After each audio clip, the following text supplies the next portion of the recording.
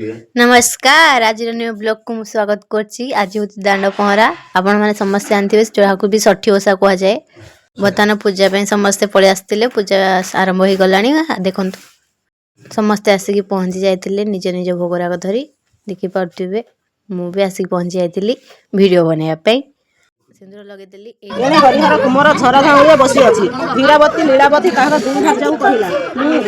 ये पूजा होता जोटा कि बृंदावती तुलसी गच मूले पूजा हुए।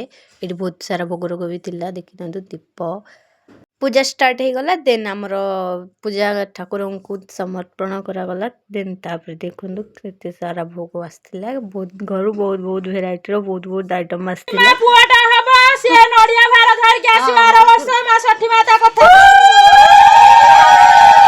षठी माँ स्वामी पछपटे ठिया देखी पारे।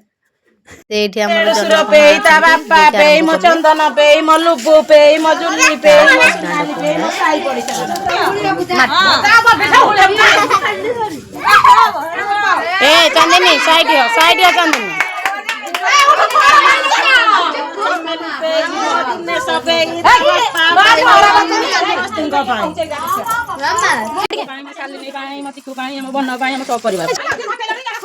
एवरीवन बता हमर आसिले